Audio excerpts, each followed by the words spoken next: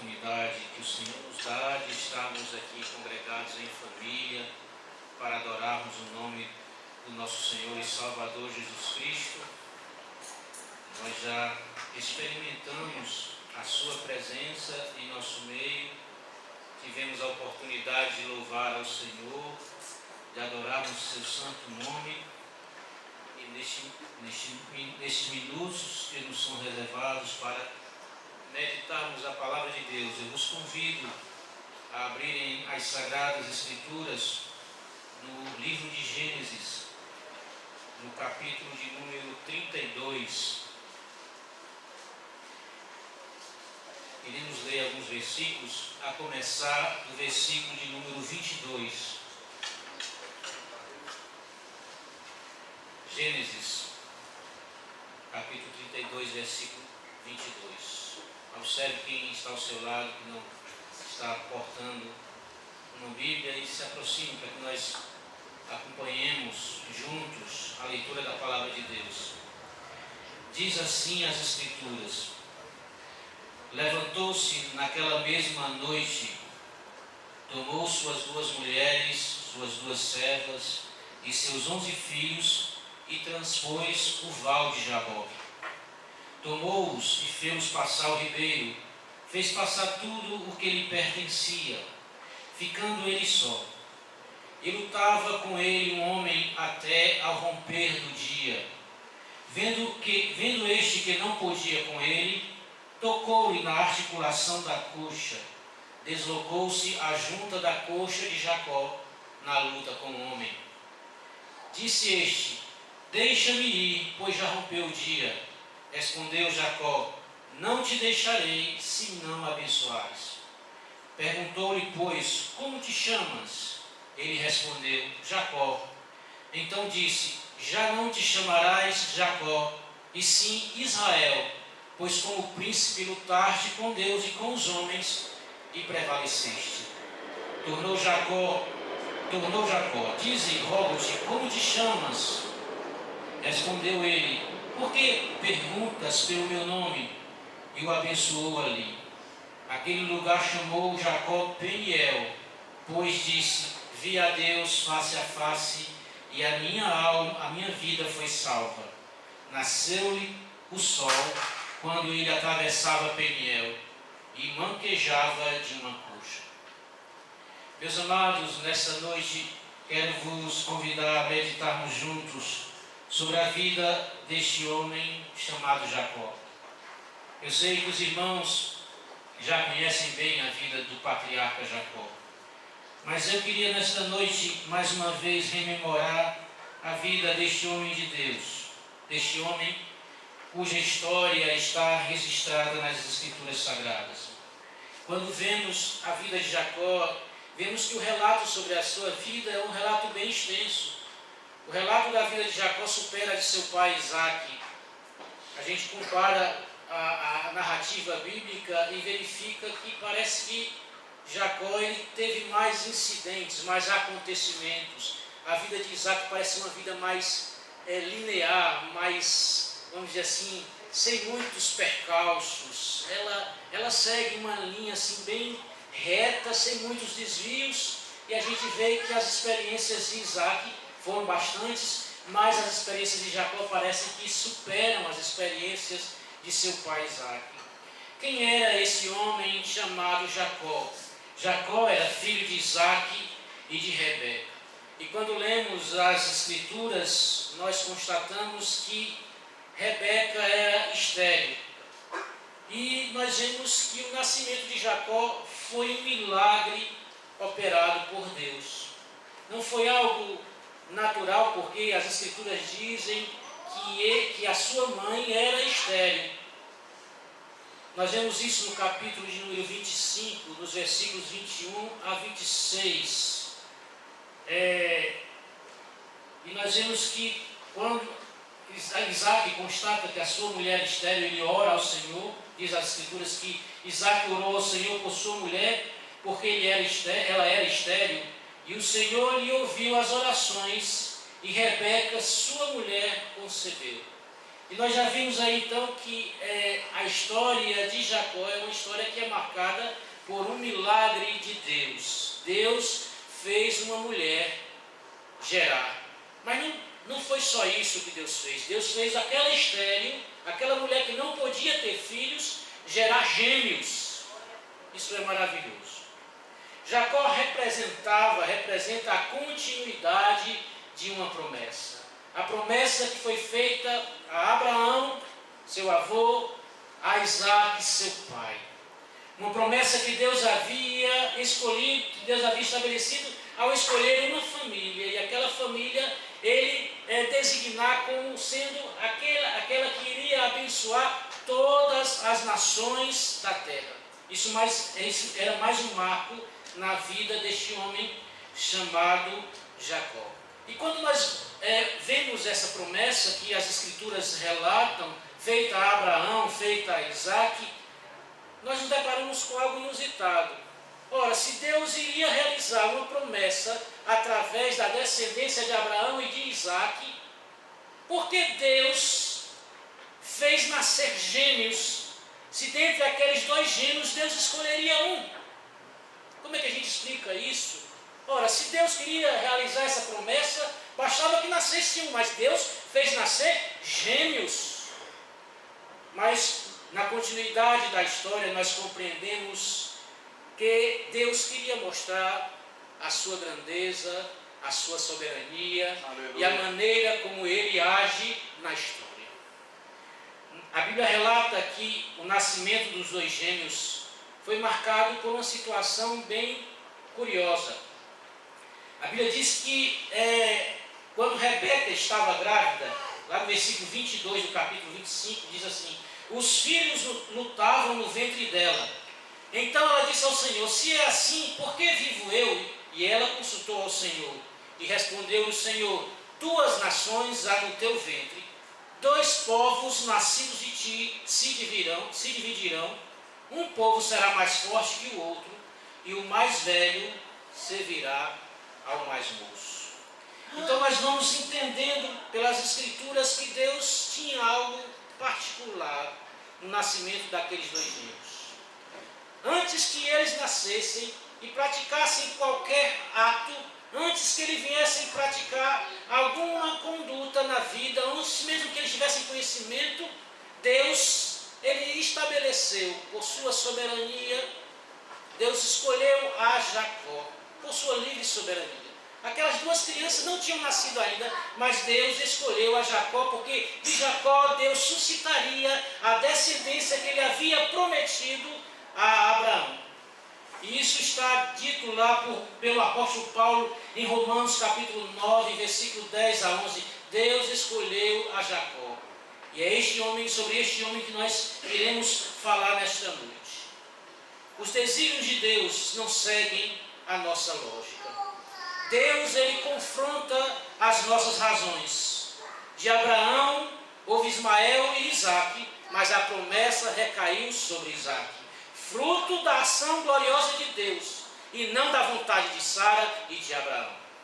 Da mesma forma, de Isaac nasceu Esaú e Jacó, mas a promessa estava sobre a vida de Jacó, pela livre e soberana vontade de Deus ao escolher Jacó. Aleluia. Isso nos traz um ensinamento maravilhoso, e nós temos aprendido isso com o nosso pastor aqui no culto de doutrina, quando ele nos está nos ensinando a respeito do livro de Romanos. Isso mostra que nós fomos salvos não porque fizemos algo que agradasse a Deus, não que tivéssemos algum mérito diante do Senhor, mas fomos salvos unicamente por sua graça e misericórdia. Aleluia. É por isso que o apóstolo Paulo, ele, quando constata essa maravilhosa graça de Deus, ele diz assim: ó profundidade da riqueza, tanto da sabedoria como do conhecimento, quão insondáveis são os seus juízos e quão inescrutáveis os seus conhecimentos, os seus caminhos. Quem conhece a mente do Senhor? Deus escolheu a Jacó antes mesmo que ele nascesse por sua graça e misericórdia. Mas, apesar de nós sabermos que Jacó era o filho da promessa, a descendência da descendência dele, Deus abençoaria todas as nações da terra, apesar de ele ser esse filho que iria suscitar a descendência a que Deus tinha prometido a Abraão, a Bíblia mostra ele uma pessoa que não tinha grandes qualidades e boas qualidades. Ele era um enganador, irmãos. O nome de Jacó, de acordo com a sua raiz no hebraico, pode tanto significar ele agarrou no calcanhar, quanto um enganador.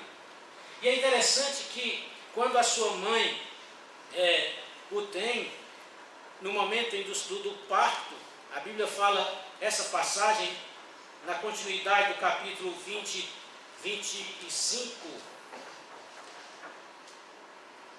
no versículo de número 24, diz assim: cumpridos os dias para que desse a luz, eis que se achavam gêmeos no seu ventre.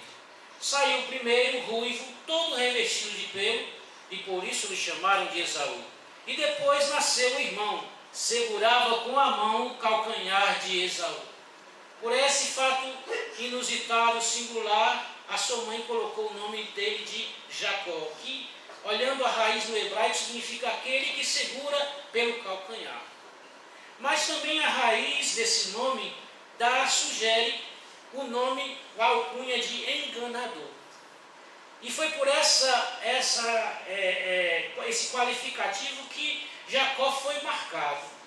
O personagem Jacó na Bíblia recebe seu nascimento este nome porque saiu do ventre da sua mãe agarrado no calcanhar. Mas este mesmo personagem acabou ganhando fama de enganador. Por quê? Porque ele enganou seu irmão 2 vezes. A Bíblia mostra essas situações. No primeiro momento, Jacó enganou seu irmão, que era o mais velho e tinha por direito o direito de primogenitura, era o irmão mais velho. E a Bíblia nos diz que Jacó aproveitou-se de uma situação quando Esaú voltava das caçadas e voltava cansado, voltava faminto, voltava desejoso de ter um alimento, e Jacó viu a oportunidade de tirar proveito dessa situação.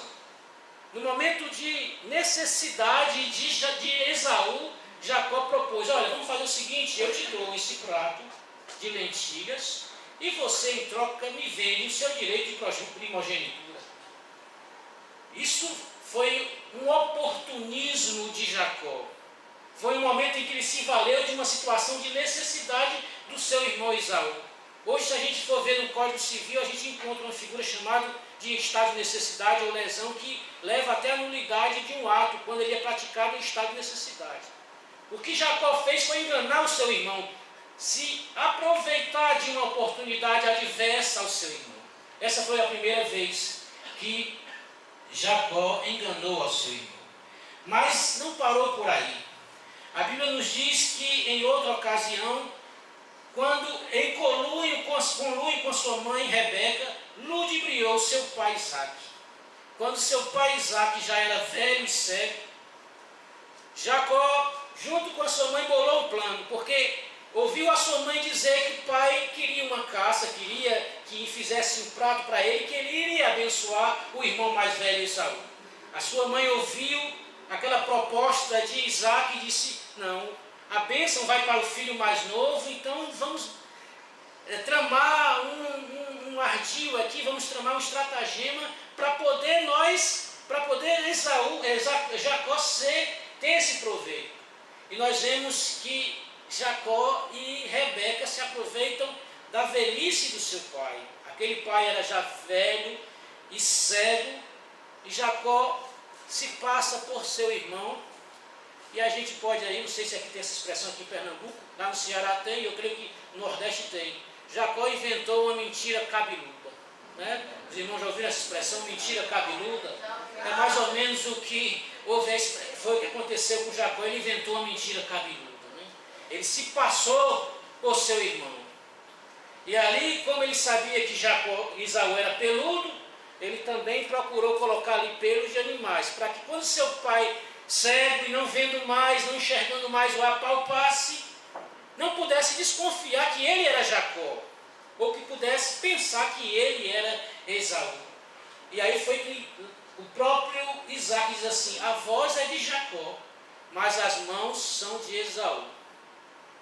E nós vemos, irmãos, que tem muita mentira que se passa por isso. A voz é de Jacó, mas as mãos são de Esaú. Quantas mentiras são contadas como verdades? E aí nós vemos que Jacó tem essa ocasião de ele enganar o seu pai. Realmente fazia parte da sua índole, do seu caráter ser ardiloso, ser enganador. A Bíblia não relata qualidades de Jacó, apesar que nós vamos ver mais à frente que nós constatamos que Jacó foi obediente ao seu pai, diferente do seu irmão Esaú. Mas nós vemos que ele era alguém que sempre estava procurando se dar bem, sempre procurando tirar proveito da situação. Se hoje a gente fosse procurar alguém parecido, a gente poderia até dizer que Jacó seria uma espécie de que a gente conhece como um cetinho, sempre procurando uma ocasião para tirar proveito da situação. Este era a característica, uma das características de Jacó, o patriarca da promessa. Mas, irmãos, Deus, ele não comunga com as nossas artimanhas e estratagemas. Deus, ele não é conivente com os nossos erros. Um dia, Deus confrontará as nossas atitudes. Mas até nisso, quando Deus confronta as nossas atitudes, nós vislumbramos a misericórdia e o amor de Deus. Deus nunca será parcimonioso. Ele nunca será tolerante. Ele nunca será indolente com os nossos erros. Não se engane. Deus não se deixa escarnecer. Aleluia. Deus não endossará o sofrimento que causamos aos outros com os nossos erros. Um dia Deus nos confrontará. Há pessoas que dizem: Deus irá nos pegar na esquina. Parece uma afirmação muito incisiva, mas não nos enganemos. Deus não tolera o erro. Deus não é conivente com as nossas omissões. Deus, ele não transige com o nosso pecado. Deus tem em conta os nossos erros. E um dia ele irá nos confrontar. Em razão do engano de Jacó e Rebeca, quando Esaú vê que ele foi enganado juntamente com seu pai ludibriado e a bênção que estava reservada por Isaac para ele, lhe é tirada e dada a Jacó, Esaú propõe no seu coração matar o seu irmão Jacó. E por conta disso, Jacó tem que sair às pressas da casa de seu pai. Jacó foi enviado a Padan-Aram em fuga. Seu irmão intencionava matar-lhe. Certamente a sua atitude ardilosa levou a deixar a casa de seus pais. Ele teve que fugir da casa de seus pais. Imagine alguém que estava ali no aconchego da sua casa, no colo de sua mãe. A palavra de Deus diz que Rebeca amava a Jacó. Eu creio que ele era o filho predileto de Rebeca. Havia uma certa afeição de Rebeca por seu filho Jacó. E ele estava acostumado a essa afeição. Era alguém apegado à sua mãe. Por causa do seu erro, nós vemos que Jacó, ele tem que fugir de casa. Ele tem que deixar a casa de seus pais. E alguém que já experimentou aqui deixar o lar dos seus pais, sabe como é doloroso deixar a sua família. Mas Jacó foi compelido, em razão do seu erro, a fugir do seu irmão e deixar o seu pai e a sua mãe. Mas nós vemos, irmãos, que mesmo nas atitudes erradas do homem, Deus age. Aleluia. Aleluia. Deus tem propósito. Havia um propósito de continuidade na vida de Jacó. E nós vemos que no capítulo de número 28, Isaac chama a Jacó e diz: olha, tu não tomarás a esposa dentre as filhas de Canaã, mas vai a Padan-Aram, a casa do pai de tua mãe, e toma lá por esposa uma das filhas de Labão, irmão de tua mãe. E nós vemos então que aquele homem, ele se prontifica a obedecer seu pai, diferentemente do seu irmão Esaú, que tomou uma das filhas, duas mulheres das filhas de cananeus. O Jacó vai à casa do seu tio Labão e ali obedece, ele se prontifica a obedecer a seu pai. E aqui está uma lição para as nossas vidas. Nós precisamos, irmãos, obedecer, mesmo não sabendo porquê, mesmo não sabendo como, mesmo não enxergando muito bem, não vislumbrando muito bem o futuro, nós precisamos obedecer e confiar no Senhor. Aleluia. E em seus desígnios. A obediência é algo essencial para que a gente permaneça, continue no plano de Deus para as nossas vidas. Jacó soube observar isso. Jacó então prontificou em obedecer a seu pai e a sua mãe. E nós vemos que Jacó agora está em fuga. Ele está ali se distanciando, indo para uma terra que ele não conhecia, para um lugar que não era o lugar da sua família materna e paterna, no sentido de família mesmo de pai e mãe. Mas, mesmo fugindo, mesmo em fuga, mesmo numa situação de adversidade, no caminho de Padã-Arã, havia Betel, aleluia, a casa de Deus. Lá em Betel, Jacó sonhou com uma escada posta entre o céu e a terra. Ali foi renovado o pacto abrâmico, ali estabeleceu Deus a continuidade da promessa feita a Abraão e a Isaque. Aleluia. Isso nos serve de alento e de esperança. Mesmo quando estamos diante de caminhos adversos, nós sabemos, aleluia, que podemos recorrer à casa de Deus, onde Deus se revela para nós, aleluia. Aleluia. Isso é uma segurança, irmãos. É uma segurança para a nossa jornada, para a nossa caminhada. Deus se revela em Betel, aleluia. Aleluia. Lá em Betel, Jacó ele tem uma visão de uma escada que tocava o céu, o topo, e descia até a terra. E aí nós vemos que Jacó via os anjos de Deus descendo e subindo aquela escada. Jacó não compreendeu muito aquela visão. Como anjos descendo e subindo, uma ligação entre o céu e a terra. Aleluia. E nós vemos que essa visão ela se cumpre só em Jesus. Em uma certa feita, Jesus, ele mesmo declara de si mesmo: em verdade vos digo, que vereis o céu aberto e os anjos de Deus subindo e descendo sobre o Filho do Homem. Aleluia. Aleluia. Jacó não compreendeu, mas o que ele estava vendo naquela visão era a promessa de Deus em relação a Jesus, que nos poria novamente em comunhão com Deus. Aleluia. Glória. Como é maravilhoso, irmãos, o plano de Deus. Em meio a uma adversidade, parecendo que Jacó tinha fugido do plano de Deus, Deus se revela e mostra que continua com o seu propósito estabelecido sobre a vida do seu filho. Aleluia.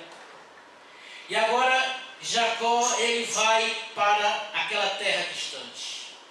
Jacó precisava passar por um caminho de aprendizado até que Deus cumprisse todo o seu propósito na vida dele. Nós vemos isso em Gênesis capítulo 28, versículo 15 e 16, quando Deus fala para Jacó: eis que estou contigo, e te guardarei por onde quer que fores, e te farei voltar a esta terra, porque te não desampararei, até cumprir eu aquilo que te hei referido.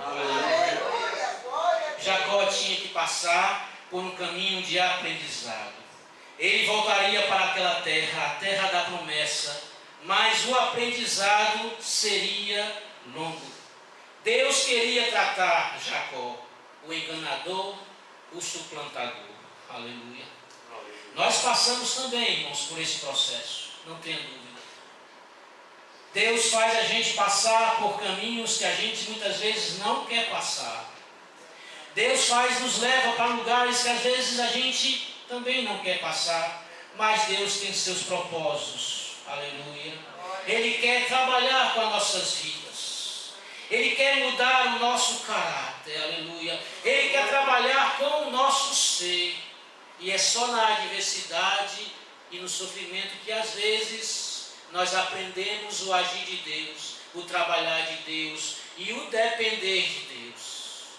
Quantas vezes Deus quer fazer isso conosco?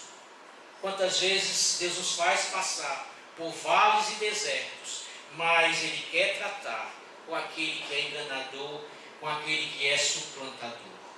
Nós iremos voltar para a nossa terra, a nossa pátria celestial, mas o Senhor quer nos tratar. Aleluia. Aleluia. E aí nós vemos que a história continua e Jacó chega à casa de Labão, o seu tio, o irmão de sua mãe. Ali Jacó serve o seu tio Labão por cerca de 14 anos. Ele administrava a fazenda e o rebanho do seu tio. Jacó trabalhou 14 anos. Primeiramente ele trabalhou 7, esperando que ele com isso pudesse casar com Raquel. Mas ele é enganado por Labão, que no dia das núpcias entrega a sua outra filha, Lia, e Jacó então não consegue coabitar com Raquel e tem que trabalhar mais 7 anos para conseguir coabitar com Raquel. Então são 14 anos de serviço, de labor, de sofrimento. Lá na casa de Labão, Jacó é acusado pelos filhos de Labão por ser usurpador da fazenda do pai deles. Se não bastasse, segundo a queixa do próprio Jacó, Labão não era um bom patrão. Isso nós vemos no capítulo 31, versículos 6 e 7. Diz assim: vós mesmas, isso Jacó falando para suas esposas, vós mesmas sabeis com todo empenho que tenho servido a vosso pai. Mas o vosso pai me tem enganado e por 10 vezes me mudou o salário. Porém, Deus não lhe permitiu que me fizesse mal nenhum. Então nós vemos aqui que o próprio Jacó lamenta por aqueles anos servidos a Labão, 14 anos de serviço, de duro labor. Eu creio que Jacó se desgastou naquela atividade pastoril. Mas foi nesses tempos difíceis que Deus abençoou a Jacó e o fez prosperar. Aleluia. Isso é um ensinamento para nós. Mesmo quando estamos experimentando reveses, ainda que em tempos de servidão e de aperto, Deus faz prosperar o que temos em nossa mão para administrarmos. Deus faz prosperar. Basta que você seja fiel ao Senhor. Aleluia. Deus faz prosperar o nosso caminho, mesmo que estejamos em tempos de servidão e em tempos de aperto. Nos lembra a história de um outro patriarca chamado José. José, Deus fez ele prosperar, tanto quanto ele estava como mordomo lá na casa do eunuco de Faraó, como também Deus fez prosperar até mesmo quando ele estava na masmorra, na prisão. Porque José sabia esperar e confiar no Senhor. Aleluia. E nós precisamos aprender com estes homens de que mesmo nos momentos de adversidade, de reveses, o Senhor Ele nos faz prosperar. Aleluia. Jacó enriqueceu em terra estranha. Mas ali não era o lugar de sua habitação. Era hora de Jacó voltar. Gênesis capítulo 31, versículo 13 diz assim: Deus aparece para Jacó e diz assim: eu sou o Deus de Betel, onde ungiste uma coluna e onde me fizeste um voto. Levanta-te agora, sai desta terra e volta para a terra de tua parentela. Era hora de Jacó voltar. Mas Jacó não sai numa situação muito confortável. Ele tem a desconfiança de Labão, tem a confiança dos filhos de Labão, porque ele aumentou em demasia a sua fazenda e é acusado pelos filhos de Labão de não ser no sentido assim honrado, no sentido de que ele era certo com a administração das coisas do seu pai, do pai Labão, e agora com um certo receio, Jacó resolve mais uma vez fugir E a Bíblia diz que lá no capítulo 31 diz assim, e Jacó logrou a Labão, o arameu, não lhe dando saber que fugia, e fugiu com tudo o que pertencia. Levantou-se, passou o Eufrates e tomou o rumo na montanha de Gileade. Mais uma vez nós vemos aqui Jacó fugindo. Então, um breve resumo da vida de Jacó, nós podemos dizer que ele enganou por 2 vezes seu irmão e seu pai. Ele era tido por enganador. Ele teve que escapar da fúria de seu irmão. Ele era um fugitivo, ele era um foragido. Jacó era visto como alguém que só tirava vantagem da situação. Ele era um aproveitador. E a vida de Jacó parece que se resumia em fugir. Fugiu da fúria do seu irmão e agora fugiu de seu tio. Essas são as características que a Bíblia realça a respeito deste homem chamado Jacó. Mas chegou um momento decisivo na vida de Jacó. Jacó, ele tinha tido a sua Betel, ou seja, algo sobrenatural havia acontecido, ele tinha visto os céus abertos, o Senhor havia falado com ele, ele teve a sua experiência espiritual. Mas Jacó, embora tivesse visto Betel, era hora de ele passar pelo seu Jaboque. Lá no Val de Jaboque é que ele seria transformado. Aleluia. Aleluia. Muitas pessoas, irmãos, querem viver experiências místicas, querem experimentar o sobrenatural. E às vezes experimentam. Mas muitas vezes Deus quer tratar com a pessoa, não em Betel, mas no vale do Jaboque. É necessário passar pelo val do Jaboque. É lá que nós iremos confrontar a nossa vida com o Senhor. Aleluia. Jacó, era esse o seu nome até aquele instante. No versículo que nós lemos, diz que Jacó, ele quando fugia, e ele ia se encontrar com seu irmão depois de anos que passou, fugindo do seu irmão, era um momento decisivo, era hora de ele trazer o passado e novamente agora se deparar com a sua vida pregressa.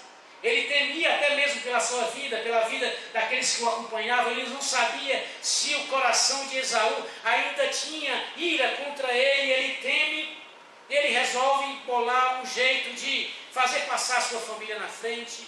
Passou o seu gado, passou a sua ovelha, mandou um presente na frente, querendo agradar, aplacar a ira do seu irmão. E por último, passou Raquel e José, Raquel era sua esposa predileta e José era seu filho predileto. E ele ficou sozinho. Ele sabia que tinha que passar sozinho no val de Jaboque. Era só ele que tinha que passar.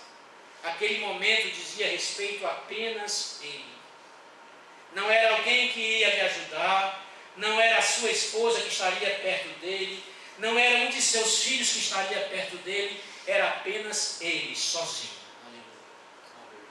Nós, em determinadas situações, também temos que passar pelo nosso val de Jaboque. É somente nós e o Senhor, aleluia. Glória. Ninguém pode nos socorrer, ninguém pode agora estar ao nosso lado. Ninguém vai nos fazer companhia. Nós estamos agora sozinhos. É hora de nós acertarmos e prestarmos conta ao nosso Deus. Deus quer nos encontrar no val de Jaboque. É porque no val de Jaboque Ele mudará as nossas vidas. Aleluia. Aleluia. E ali está agora Jacó passando por o val de Jaboque. E o val é um lugar, irmãos, onde realmente ali naquele trecho do rio é possível atravessar sem maiores problemas. E agora ele está atravessando aquele val e quando ele está sozinho, se apresenta um homem que começa a lutar com ele. Mas como um homem lutando com ele, no primeiro momento eu creio que Jacó não percebeu muito bem o que estava acontecendo. Mas ele começou a observar que aquele homem era diferente, era um ser sobrenatural, era alguém extraordinário. E aí ele reconheceu que aquele homem era um anjo do Senhor. E a Bíblia diz que ele, Jacó, ele começou a guerrear com aquele homem. E pelas escrituras nós podemos entender que Jacó lutou e até prevaleceu. Como alguém pode lutar e prevalecer contra o Senhor? A ideia é que a literalidade do versículo, ela deixa evidente, é que parece que Jacó prevaleceu. Mas não é bem assim que acontece, irmãos. No afã da luta ali, o anjo que estava lutando com ele toca a sua juntura, a sua coxa, a parte em que há a juntura da coxa com o quadril.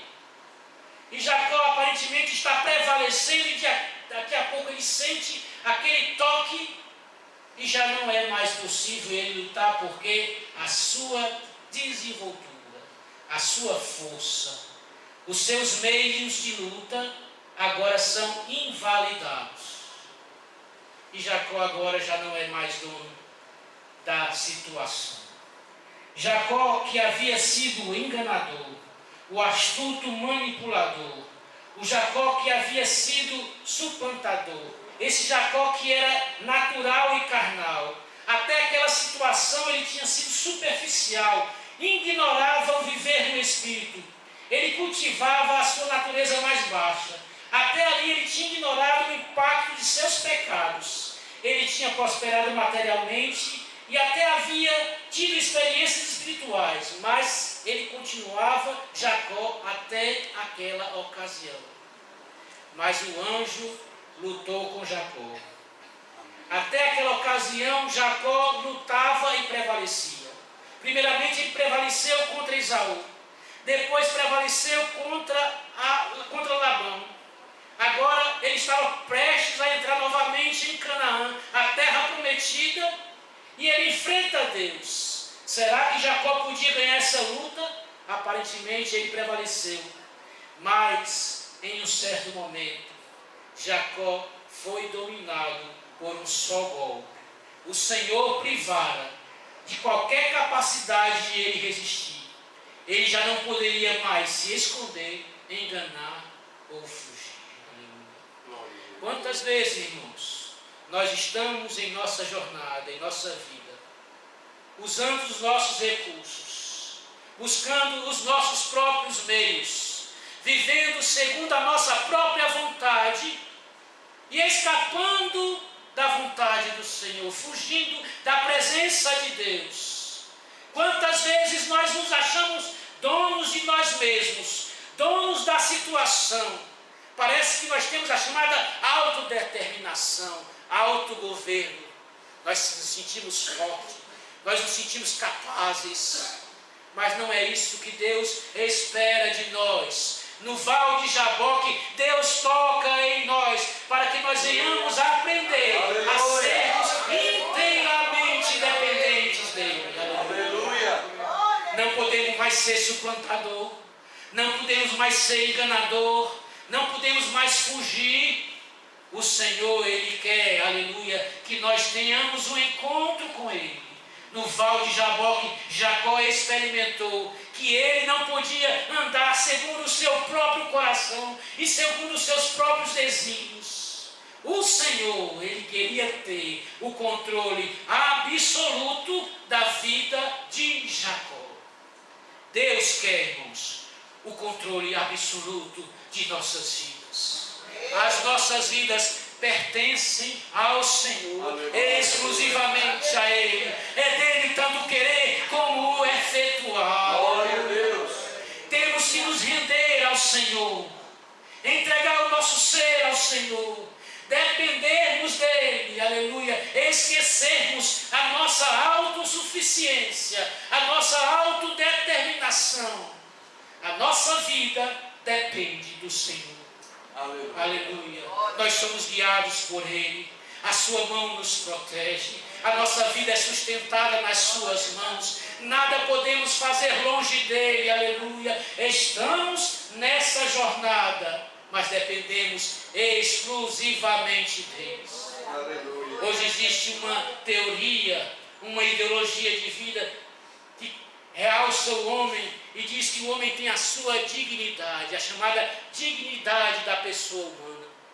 E essa dignidade da pessoa humana é uma dignidade divorciada das Escrituras, porque não exalta o nome do Senhor, não mostra o homem dependente de Deus. É uma dignidade que exalta, glorifica, autoglorifica o homem. É como se o homem pudesse determinar o seu próprio destino. Ninguém pode estar acima do homem. A autodeterminação humana faz com que ele haja segundo o seu próprio coração. E não é assim que as Escrituras ensinam. As Escrituras ensinam que o homem só aprende a ter dignidade e a ser feliz quando ele depende do seu Criador. Aleluia. Nós precisamos aprender com a vida de Jacó, irmãos. Nós estamos de volta para a terra prometida. Essa caminhada, nessa jornada de volta, nós precisamos passar pelo Val de Jaboque. Não temos mais o controle de nossas vidas. Aleluia. Nossas vidas pertencem ao Senhor. Não podemos chegar na terra prometida sem antes passarmos pela experiência do Val de Jaboque. Depois de 40 anos, Jacó novamente volta a Betel. Mas essa Betel aqui não é aquela Betel que Jacó deixou há 40 anos atrás. Aleluia. No capítulo de número 35, nós vemos que Jacó novamente volta a Betel. Mas quando ele chega em Betel, é interessante essa passagem, porque Jacó não chamou mais Betel só apenas. Jacó erigiu um altar, capítulo 35, versículo de número 7 diz assim: e edificou ali um altar e ao lugar chamou El Betel, porque ali Deus se revelou quando fugia da presença de seu irmão. El Betel, a expressão Betel significa casa de Deus, mas a expressão El Betel, ou na expressão hebraica diz El Bet-El, né? El Bet-El significa o Deus da casa de Deus. Jacó não conhecia mais só a casa de Deus, que era Betel.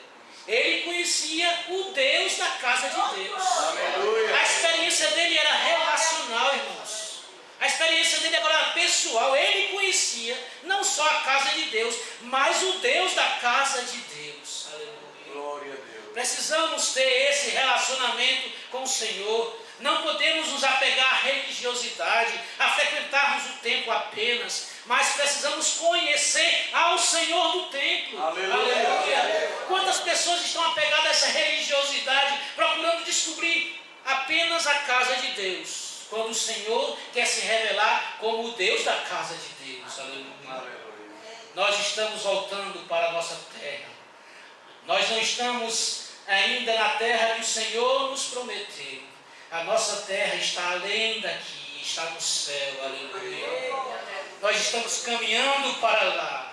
Precisamos passar pelo Val do Jaboque. E quando nós chegarmos lá, aleluia, nós também iremos conhecer a nossa El Betel, aleluia.